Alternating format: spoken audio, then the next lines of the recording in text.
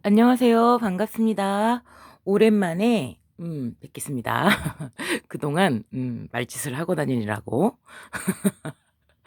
자, 오늘 공부할 내용은 집입니다. 집, 부동산. 제가 이사를 좀 가 볼까 생각을 하고, 물론 동대표가 되었지만 아파트 동대표입니다. 그 뭐 동사무소 동대표 막 뭐 이런 거 그 동 어떤 동 이런 거 아닙니다. 아파트 동대표입니다. 자, 그런데 저는 이사를 가고 싶어 가지고, 아이가 고양이를 좀 키우고 싶다고 그래 가지고 단독주택으로 가고 싶어서 내가 지으려고 했다가 부지가 너무 작아 가지고, 자, 상황이 내가 알 수밖에 없게끔, 내가 그쪽 그 상황을 알 수밖에 없게끔 상황이 그렇게 인제 갔어요. 그래 가지고 도저히 이거를 짓자니 그 건축비가 2배 이상, 2 배가 아니라 1.5배 이상 뛰었고, 그 당시에 내가 대출을 내야 되니까 안 지었고, 대출 안 될 때까지 좀 모아 보자 해 갖고 1-2년 지났더니 건축비가 상승해 버렸어요. 재료비고 자재비고 인건비고 다 상승해 버렸어요. 그래서 여전히 빚을 안 내고는 지을 수 없는 상황이 되어 버렸고, 그래서 '이 작은 부지에 너무 많은 돈을 넣는 곳이다. 이거는 너무 그 경제적인 효과가 없다.' 판단을 해서 제가 건축을 아예 내팽개치고 그냥 그 현 상태로 집을 알아봤습니다. 그랬더니, 자, 1번 매매가 있고요. 두 번째는 월세가 있고요. 세 번째는 경매가 있습니다. 그래서 매매를 알아보았습니다. 그랬더니 거품이 너무 심해 가지고 지금 집값이 폭락했다. 뭐 30% 빠졌다, 50% 빠졌다 막 이러는데요. 사실 폭락하지 않았습니다. 예를 들자면 2억 5천 짜리 34평 정도의 아파트가 19년 18 년도 정도에 2억 5천 이었다면, 점점점 상승해서 코스피 3,200을 찍을 때 사 3,700 3억 7천 4억까지 찍은 거예요. 2 배는 아니지만 거의 2 배에 가까운 폭 폭등이죠.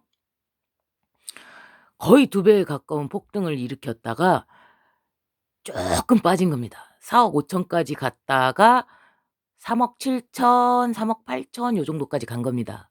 그러니까 2억 5천 에서 산 거에서 비교를 하자면 1억 1억 2천 이상이 얹혀져 있습니다, 지금도. 그래서 지금 살려면 2억 5천에 산 거 분양가에 인제 2억 5천에 분양을 했다고 쳐도 지금 살려면 1.5 배를 더 줘야 됩니다. 그리고 어 주택, 정말 전라북도가 제일 낙후된 지역이죠. 그래 가지고 군산이고 부안이고 어디고 좀 알아봤습니다. 그랬더니 정말 쓰러지는, 뭐 20년 30년 된 아파트 그 단독주택을 뭐 2억에 해 달라, 3억에 해 달라. 평수도 크지도 않습니다. 물론 중심가라는 거, 응, 그 중심가긴 하죠. 경암동 정도 됐나요? 응. 그 시내 쪽이긴 한데 그 단독주택 지역이죠.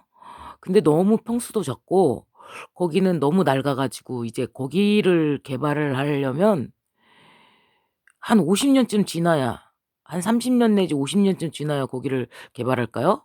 다른 곳을 개발하죠. 이미 비싼 지역은 개발하지 않습니다. 다른, 아예 개발되지 않은 지역을 차라리 개발해 버리는 게 훨씬 경제적인 효과가 더 큰데, 이미 사용해 갖고 비싼, 처음에 개발되어 가지고 이미 비싼 돈으로 지금 살고 있다면 거기를 개발하지 않죠. 신도시를 개발하죠. 아무튼 제가 알아본 걸로는 정말 쓰러져 가는, 완전히 다 벽에 금 가고 화장실도 완전히 꼬진 그런 곳을 막 억대로 막 부르는 거예요.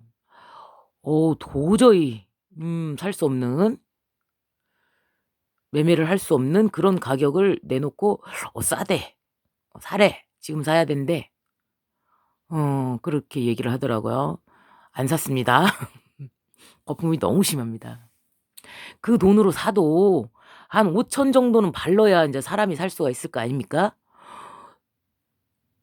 그리고 세금 내야죠. 이사해야죠. 어우, 그 가격은 그냥 신축 3억 짜리 사는 게 낫습니다. 자, 두 번째 월세. 월세는 현재 시점에서 많이 내려갔다고 하지만 24평 아파트, 우리 아파트 현재요. 1,000만 원에 40에서 45만 원을 부릅니다. 근데 이게요, 19년이나 20년도쯤에는요, 1,000에 30, 500에 30 뭐 이렇게 불렀던, 2,000에 25 뭐 20 뭐 이런 식으로 불렀던 것입니다. 그런데 지금 너무 고평가되었던 이유는 무엇이냐면, 자, 사실 월세를 청년들한테 도와주겠다 이렇게 국가에서 정책적으로 했는데, 사실은 그 월세가 얹혀진 거죠. 도와주는 거는 도와주는 거고 빼먹는 거고 부자들이 빼먹는 거고, 너네들이 내는 돈은 똑같아 사실은. 대신 단가는 비싸졌어. 요 현상입니다. 그러니까 국가에서 보조금이나 뭐나 이렇게 경제 정책들이 대부분, 이 물론 우리가 그 가격에 인제 보조를 받아서 살 수 있다는 거는 감사한 일이지만, 결국에는 이 낙수, 이 결국에는 이 물이 떨어지는 곳이 어디냐? 부자들의 주머니로만 떨어지고, 이 월세를 못 내 가지고 나가는 사람들 입장에서 보면 자기는 집을 쫓겨났고 자기는 살 곳이 없어졌다고 치지만, 사실은 집주인의 피해가 없게 만든 것입니다. 집주인들은 그런 상황에서도 월세를 따복따복 받을 수 있게끔. 왜냐? 법을 만드는 사람 자체가 기득권이기 때문이죠. 이것은 법학에서 갈등 이론입니다. 예. 자, 그리고 3번 경매. 경매. 경매를 들어가잖아요. 자, 인자 알아보다 아유 도저히 안 되겠다. 이거 아유 도저히 내가 인제 갈 수 있는 데가 없네. 그래 가지고 인제 경매를 알아보기 시작하는 거죠. 그래 가지고 다 이렇게 하나씩 하나씩 다 떠들어 봤더니, 아우 쓰레기밖에 없습니다. 쓰레기밖에. 왜? 왜냐? 자, 하나씩 하나씩 보자면, 들춰보면, 자, 만약에 4억 집이 나와 있다고 쳐 보세요. 근데 2분의 1 지분이야. 반절만 나왔어요. 2분의 1 지분이 나왔다는 거는 정상적인 것이라고 하더라도, 공유자가 최고가 매수 신고를 하게 되면 공유자가 그냥 낙찰을 받게 됩니다. 이 쓴 사람이 내는 게 아니죠. 가져가는 게 아니죠. 반절 지분을 가져가는 게 아닙니다. 공유자가 너가 떨어져서 2분의 1 지분이기 때문에, 음 4억 집이 2억에 나왔잖아요. 2억 반절 지분이 나왔어도 이거는 다른 것보다 더 많이 떨어집니다. 어차피 해 봐야 공유자가 가져가기 때문이죠. 근데 공유자라는 거는 뭡니까? 관련된 사람은 아니라고 하더라도 아들이나 딸이나 아니면 저기 부모님이나 아니면 형제간들이나, 그 사람들이 받아버리면 도로 자기 주머니로 들어가는 거죠. 근데 그 내용을 보면 왜 경매에 나왔냐? 대출이 8억 5 천이 잡혀 있어요. 아니 4억 집에 2분의 1 지분 2억 인데 담보 가치가 2억 밖에 안 되는데 대출이 8억 5천 잡혀 있습니다. 그럼 이 얘기는 뭔 얘기냐면, 한 7억 정도 빌렸다는 얘기죠. 1.3배 정도를 잡으니까 7억을 빌렸는데 청구한 걸 보니까 9억 2천을 청구했어요. 그러면, 자, 이거를 대출을 일으키고 나서 이 사람은 이자를 한 푼도 안 갚았다는 얘기죠. 그래 가지고 9억 2천이 된 거죠, 7억에서. 자, 근데 그 등기부상에는 8억 5천 처음에 딱 찍힙니다. 그리고 그 은행권에서, 이 금융권에서 경매로 넘겼어. 경매로 넘겼지만 결국에는 2분의 1 지분밖에 안 되기 때문에 2억 짜리가 1억 미만으로 떨어져 버립니다. 그래도 아무도 안 들어갑니다. 왜?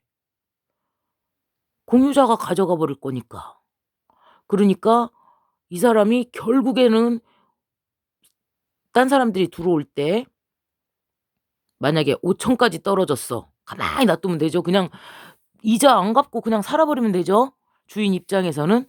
그러다 보면은 5천 으로 딱 떨어졌을 때 이 관련된 사람이 딱 잡는단 말이죠. 그 집 식구 중에. 이 주민등록법상으로 따로 거주가 돼 있는, 분가해 버린, 그러면 내 가족으로 안 잡으니까. 그럼 그 사람들이 잡아 보세요. 손지가 잡든 누가 잡든 잡아 보세요. 그러면 대출 8억 5천이 없어져 버립니다. 소멸돼 버리죠.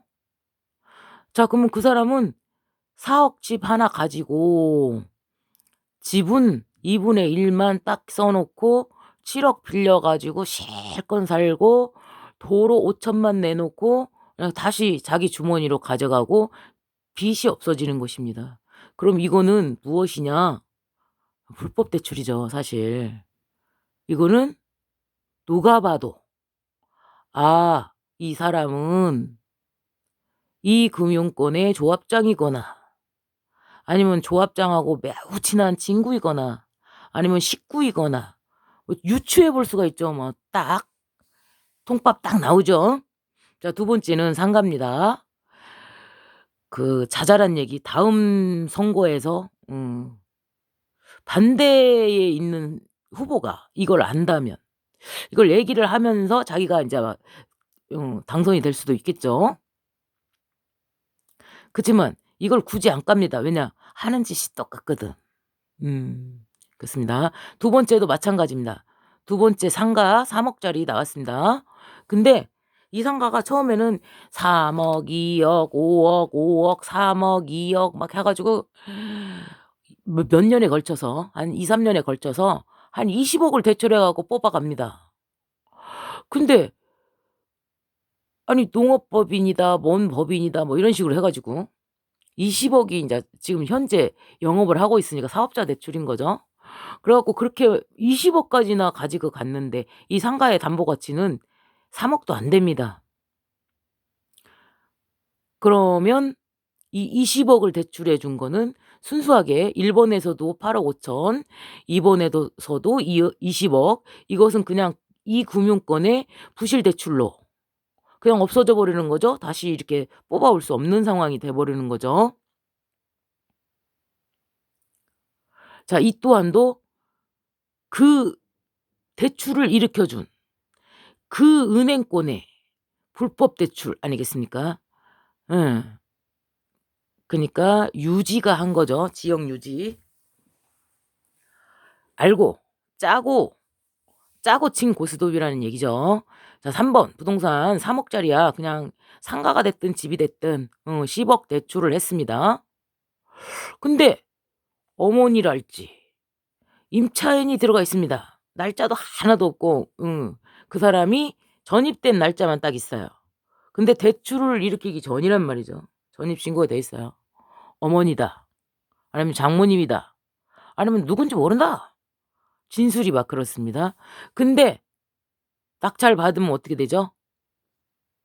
이 대항력 있는 임차인 자기네들끼리 맘대로 서류 만들어서 나 이거 3억 짜리 내가 3억 짜리 부동산이니까 10억 대출해 갖고 실컷 돈 다 써 놓고 대항력 있는 임차인이 하나가 딱 숨어 있단 말이에요. 그러다 보니까 이건 낙찰 받아 봤자 아무리 싸게 낙찰 받아 봤자 이 사람이 나 3억 짜리 임대차 계약서가 있어." 이러면서 딱 내밀면 그 돈을 인수해야 됩니다, 낙찰자가. 그렇기 때문에 그림의 떡이죠. 먹지 못합니다. 그래서 도로 그 집주인네 가족 중에 누군가가 도로 주워 담는 현상이 나타납니다. 실컷 은행 돈 썼으니까 은행 돈이라는 건 뭐죠? 국가의 자금이죠. 국가의 1년 예산 뭐 세금 뭐 그런 거죠. 거기서 다 이렇게 음 해 주는 거죠.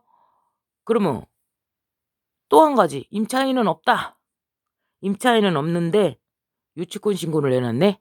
아무것도 없어. "유치권 시행 중이다." 뭐 이런 거 딱 붙여 놨어. 인제 붙여 놓기만 했어요. 연락처도 없어요. 그래도 아주 멋있는 그 부동산이 1억 5천 막 이렇게 떨어져도 1억이나 5천으로 떨어져도 걔네들은 낙찰 안 가져갑니다. 왜냐? 유치권 3억짜리 가져가야 됩니다. 2억짜리 뭐 맘대로 써는 거 이거. 싸우려면 3-4년 동안 싸워야 되고 결론도 나지도 않고 그런 상황이 발생합니다. 그러면 도로 3억짜리 먹으려다가 3억에 사는 거예요. 3억에 유치권 때문에. 그니까 우리가 들어갈 틈이 일반인들이 들어갈 틈이 하나도 없습니다. 부자들이 이렇게 머리가 좋고 기득권이 자기 기득권을 지키기 위해서 정말 열심히 했죠. 우리가 정치에 관심 없고 도둑놈들이 도둑질하는 거 똑같다 하고 그냥 나는 열심히 일해서 열심히 벌어서 살란다 하면서나 열심히 그렇게 살았더니 '아 내가 등신 꼴값을 했구나.' 라는 사실을 처절하게 깨달았습니다. 그리고 네 번째 빌라입니다. 유찰이 돼 가지고 자 쓰레기밖에 없다고 했죠. 근데 빌라들이 그래도 그래도 좀 깨끗하고 좀 괜찮은 빌라들이 좀 나와 있단 말이에요. 그래 가지고 빌라를 사려고 딱 했더니 정상적인 빌라는 거의 100% 110% 120%에 다 가져갑니다. 근데 방값으로 떨어졌다. 50% 까지 떨어졌다. 이러한 빌라들은 사실 문제가 있는 빌라들입니다. 제가 쪼끔 볼 만한데 근데 떨어졌다. 외진 곳에 있어서 그런가? 그 외진 곳에 있어서 그런 것 정도라면 '내가 감수할 수 있지 않겠나?' 해 가지고 인제 거기를 한번 가 봤단 말이에요, 빌라를요. 임장을 한번 가 봤어요. 왜 떨어지나? 낙찰을 받았는데 왜 이 사람이 돈을 안 냈을까? 낙찰자가 있는데 돈을 안 냈어요. 음. 그래 가지고 제가 한번 거기를 가 봤습니다. 가깝길래 한번 가 봤는데 이거는 거기를 가 본 순간 알았습니다. 관계자를 만나지 않더라도 뭐 빌린 임대료나 무슨 뭐 세금 같은 거 도시가스나 뭐 이렇게 전기나 수도나 이런 거 얼마 없습니다. 왜냐면 몇 개월 내지 않잖아요. 그러면요. 그쪽에서 딱 정지시킵니다.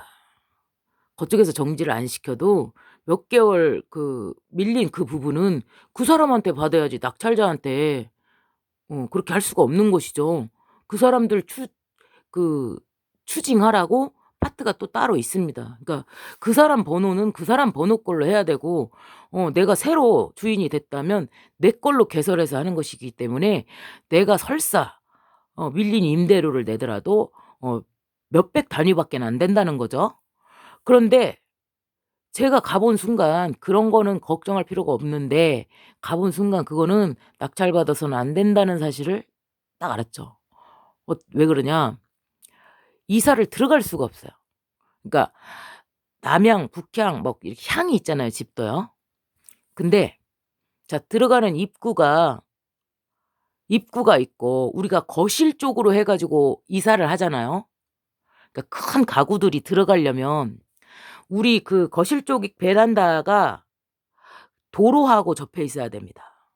그런데 거실 쪽 베란다가 도로하고 접하지 않고 저쪽으로 갔더니 조그만 바깥은 부지가 있긴 있지만 그쪽으로는 도저히 이 이사 차량이 들어갈 수 없는 경우에 그런 경우에 이 작은 창문 그러니까 아파트 반대쪽에 있는 작은 창문으로 가구가 뒤어진 상태로 안방을 통과해서 가야 되는 거죠. 그러니까 이 집은 6천만 원에 샀다고 쳐도 1억 3천 이라고 잡혀 있지만 비록 6천만 원에 사도 이사를 하기가 매우 어려워서 그게 이사를 하기도 나오기도 그리고 다음 사람을 구하기도 어려운 그야말로 무덤이 되는 것이죠. 거기에 묻혀야 되는 것입니다. 평생 살아야 되는 것입니다. 나오지 못하는 거죠. 나 마음대로 나갈 수는 있어. 그지만 그 집을 샀을 때 들어갔던 돈은 포기하고 나와야 되는 거죠. 예. 그런 거죠. 딱 갔는데 엘리베이터가 멈춰 있어. 3-4 층, 5층 건물인데 빌라인데 앞 어 엘리베이터는 다 멈춰 있고 그런 상황이면 그거야 뭐 1년 안에 해결 다 됩니다. 국가에서 지원금이 있어요. 아파트나 빌라나 뭐 이런 거. 응. 그 앞에 그 다 해결할 수 있는 그게 다 있습니다. 있는데 일단 이사 들어가고 나가고 해서 일단 도로는 있어야 될 거 아닙니까? 예. 그렇죠. 그래 갖고 이 물건들을 다 하나씩 하나씩 이렇게 다 펼쳐 보잖아요. 어 내가 온전하게 이득을 보고 살 수 있는 그리고 그 괜찮은 게 이 1, 2, 3, 4번 빼고라도 괜찮은 게 있다고 치더라도 그 집 그 낙찰가에 사서 그거를 싹 다 손봐 갖고 들어가려면 사는 것과 진배가 없습니다. 거의 그렇습니다. 자 옆에 빨간색 주택이요. 단독주택이요. 거의 3 억에서 이 짝저짝입니다. 보통요. 3 억에서 이 짝저짝인데 대부분 LPG 벌크통이 다 들어가 있어요. 응. 난방을 LPG로 거의 대부분 하는 거죠. 자 그러면 이게 무슨 얘기냐. 그 많은 주택을 지어 놨는데 LPG 벌크통이 다 들어가 있다. LPG 값이 싸지지는 않는다는 얘기입니다. 유럽의 전기값이나 LPG 값, LNG 값 너무 비싸 가지고 막 한 달에 뭐 전기세가 뭐 1 0 0원 나오고 막 이런다고 들었는데요. 우리나라도 머지않아서 자 주택을 구입한 사람은 전 재산을 들여서 주택을 구입한 사람은 난방비와 부채 때문에 평생을 갚아야 되는 구조인 거죠. 자 아파트는 그 도시형 생활주택 막 이런 식으로 해 가지고 어 아파트가 평수가 점점점 작아졌는데 굉장히 비쌉니다. 예. 정말 비쌉니다.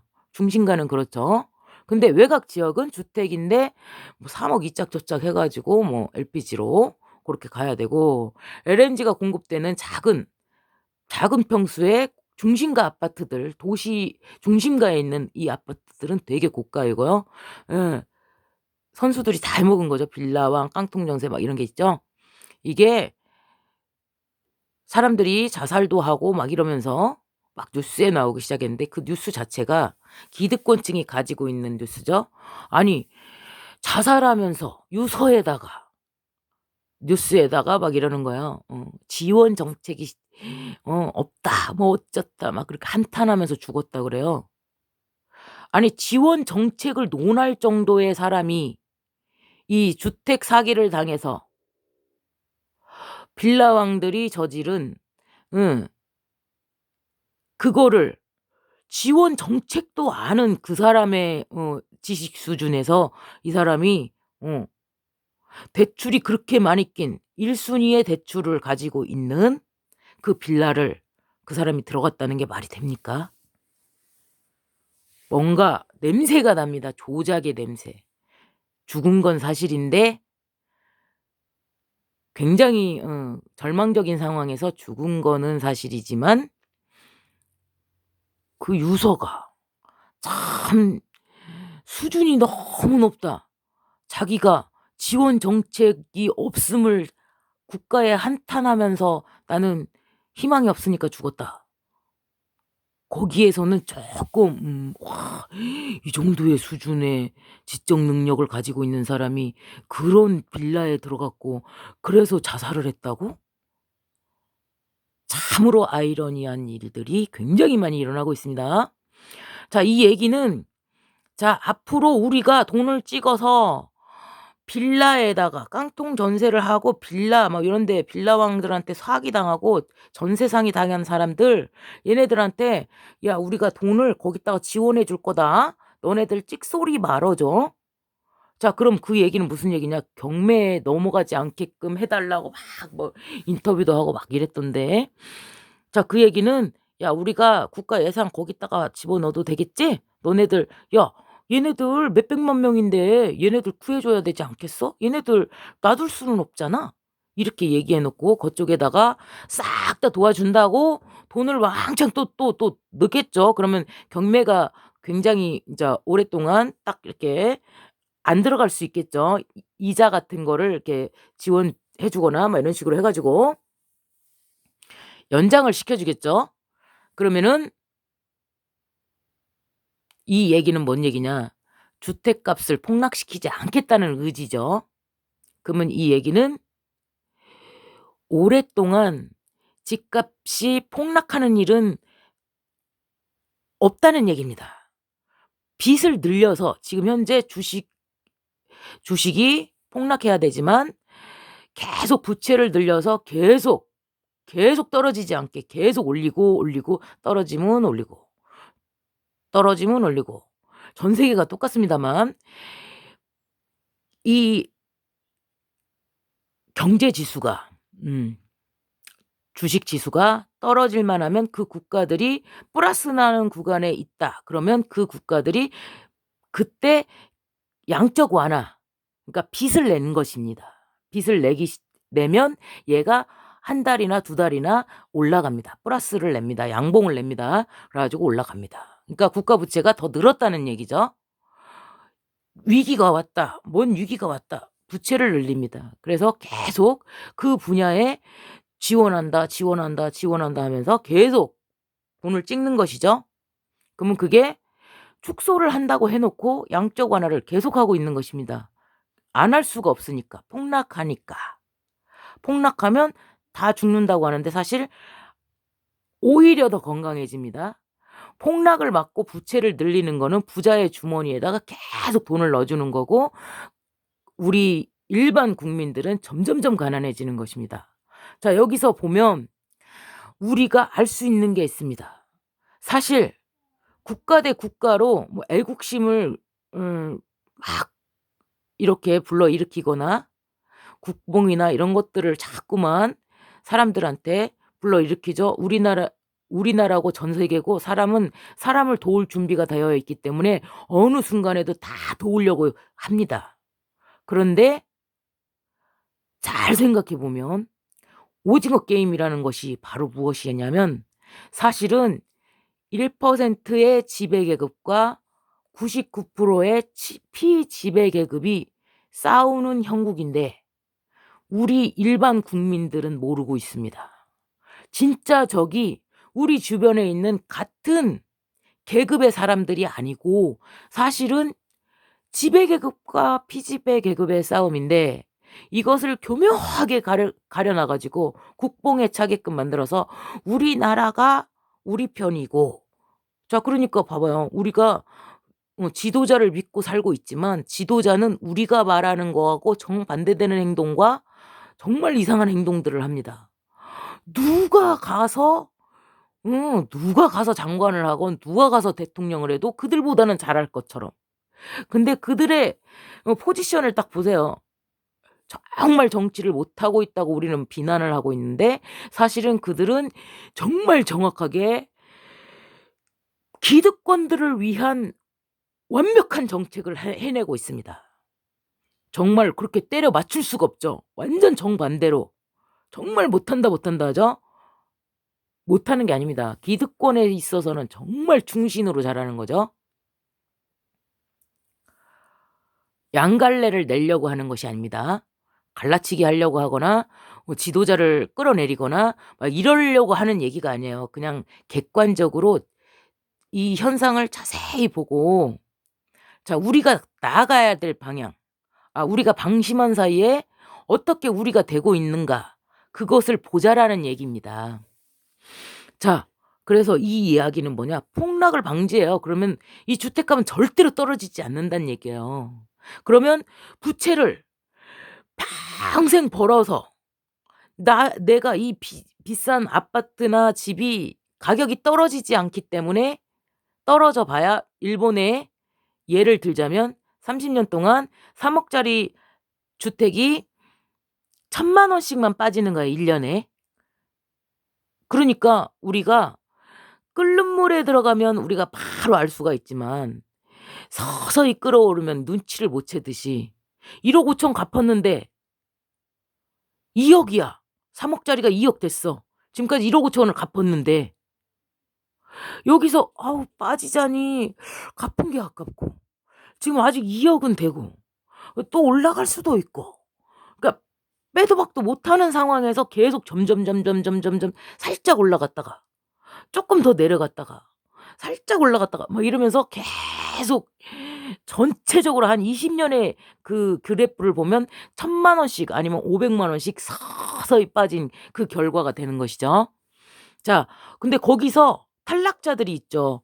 만약에 내가 공무원이거나 굉장히 좋은 직업을 갖고 있다가 실직을 당하거나 아니 내가 번 거보다 훨씬 더 많은 부채를 일으켰기 때문에 갚아야 되는 돈이 너무 커서 내가 인제 추월을 당한 경우에 거기서 경매를 당하거나 그 탈락하는 수가 생기잖아요. 그러면 그 탈락자들은 어디로 가냐. 이미 빈집, 고가의 빈집이 어마어마하게 국가가 소유하고 있습니다. 헐값으로 던지지 않습니다. 굉장히 인프라나 막 퀄리티 인프라는 없어도 그 지역을 완전히 다 이렇게 그냥 정말 고가의 집으로 누구나 살고 싶을 수 있는 그러한 집으로 다 지어 놨는데 비어 있습니다. 채울 사람이 없기 때문이죠. 그것까지 다 풀어 버리면 주택 시장이 교란이 와서 고가에 분양을 했던 애들이 팔리지를 않기 때문에 양떼몰이죠. 양떼를 모르는 겁니다. 이것은 잠깐 멈춰 놓고 잠깐 딱 멈춰 놓고 여기를 싹 판 다음에 다음번에 이 사람들이 털려 나왔을 때 수입은 그래도 500만 원이야. 1,000만 원이야. 근데 갚을 돈이 너무 많아 가지고 경매로 털리고 나왔어. 그러고 나서 수입이 어느 정도 됐을 때 자, 그러면 월세를 100만 원, 200만 원씩 아니면 70-80만 원씩 내면서 지금 우리 그 여기서 제일 좋은 아파트가 최신형이 5천에 70만 원, 5천에 50만 원 내지 70만 원에 반반이죠. 전세 반, 월세 반이죠. 고러한 집들이 굉장히 많이 나와 있습니다. 인제 그런 식으로 가겠죠. 정말 삶의 퀄리티는 높아졌죠. 그치만 내가 번 돈은 다 주어야 되기 때문에 이 내가 모을 수가 없는 거죠. 먹고 사는 데는 충분해. 응. 근데 모을 수가 없는 상황으로 부익부 빈익빈이 완벽하게 갈려지는 시점으로 완전하게 들어서 버렸습니다, 우리나라가요. 예. 그래서 그 방향으로 계속 갈 것 같습니다. 그리고 전쟁 위기나 막 이런 게 있죠. 절대 그런 거 심각하게 일어나지 않습니다. 왜냐하면 그들이 만약에 전쟁으로 몰고 가서 이거를 이 인프라를 전부 다 파괴할 목적이라면 그전에 이 아파트들을 그 빈집으로 모두 다 지어 가지고 소유권을 가지고 가지 않았겠죠. 월세를 이 사람 너네들이 살다가 가는 그 동안에 월세로 전부 다 내놔. 이 시스템을 만들어 놓지 않았을 것입니다. 양떼몰이죠. 이 양떼들이 가난한 피지배 계층들이 월세로 다 받아먹을 수 있는 구조를 다 만들어 놨어요, 공포 분위기로 해서. 그런데 이것을 그런 상황에서 전쟁으로 다 파괴한다? 이 사람들이 죽음의 위기에 완전히 놓여 가지고 미래를 장담할 수 없는 상황으로 돌아간다? 이거는 그들의 주머니 계산에 맞지 않습니다, 사실. 그러니까 전쟁이 일어날까 안 일어날까를 너무 걱정할 필요는 없다는 얘기입니다. 우리나라에서 전쟁이 일어난다. 좀 낙후된 지역이 사실 많아야 됩니다. 그래야 다 두드러 깨고 거기다가 빚으로 건물을 지어야 되는데 그럴 것 같지는 않다는 얘기. 너무 전쟁이 일어날 것 때문에 너무 그렇게 걱정하시거나 뭐 그럴 일이 없습니다. 단지 전쟁 위기는 무엇 때문이냐면 고가의 전쟁 무기를 팔아서 이 국가의 예산 자체를 우리나라 예산 자체가 빚으로 하고 있기 때문에 지금 예산 자체를 짜 봐야 절반 이상은 다 행님들 주머니로 다 들어갑니다. 그러니까 정부를 장악해 버린 거죠. 은행을 장악해 버렸고 정부를 장악해 버린 겁니다, 언론조차도요. 그렇다면 전쟁 위기로 몰았을 때 기득권의 기득권이 유지가 되고 그 정치권이 유지가 되는 거죠. 당이 유지가 되는 그 점 하나하고 오랫동안 이 사람들을 노예처럼 "야 이쪽으로 가지 않을 거야. 야 이쪽으로 가면 안 돼. 야 너 그거 마스크 안 쓰면 너 잡아간다." 이런 개뻥이 고대로 먹히려면 공포 분위기가 조성되어야 됩니다. 그리고 유튜브에서 지금 막 나오는 거 "야 빚이 너무 많아. 너무 경제가 심각해. 야 그거 각자 도생이야. 니네가 각자 알아서 살아야지." 우리 일반인들한테는 각자 도생이고 부자들이 손해 보는 부분 그것은 국채를 찍든 국가 돈을 찍어 가지고 음 거기다가 지원하고 말이 안 되는 상황이 벌어지고 있죠. 음. 자 그거는 제가 두 지지난해부터 오래됐죠. 쪼끔 오래됐죠. 자 일본하고 싱가포르 음 지금 보여주는 그 현상이 우리나라에 올 거다. 싱가포르는 침 한 번만 뱉어도 벌금이 10만 원이라고 하죠. 그리고 막 그 규칙들을 다 지켜야 되죠. 자 일본은 장기적으로 계속 빚내 가지고 부양책을 써 가지고 아베노믹스라고 해 가지고 계속 부양책을 내 가지고 그 국가 부채를 계속 내면서 장기적으로 서서히 침체해 가지고 잃어버린 30 년이라고 하죠. 고 두 가지 현상이 짬뽕된 현상이 우리나라에 나타날 것 같다. 진작부터 말씀드렸는데 고 현상이 일어날 것 같습니다. 그러니까 '아 내가 이 돈을 끝끝내 쥐고 있다가 내가 집이 완전히 떨어지면 사야지.' 그 상황이 정말로 되려면 완전히 집에 대한 관심 자체가 없어진 다음에는 한 20 년쯤 뒤에는 그게 가능하죠. 근데 정말 웃기는 현상은 유튜브에서 막 폭락한다, 폭등한다, 폭락한다 맨날 노래를 부르짖어요. 가스라이팅이죠. 우리는 그거를 계속 들으면서 '언젠가 폭락할 거야.' 그리고 '환율이 막 오르고 미쳤대. 왔다 갔다 한대.' 막 이렇게 막 전 세계가 이상한 현상을 겪고 있는 것을 우리가 막 보고 있죠. 근데 그들의 생각과 그들이 막 주장하는 것과 우리는 공산주의 말하자면 그들이 정해 놓은 그 규칙 안으로 들어가지 않으면 안 되는 거. 그러니까 말하자면 폭락이 와도 우리한테는 기회가 없다는 얘기입니다.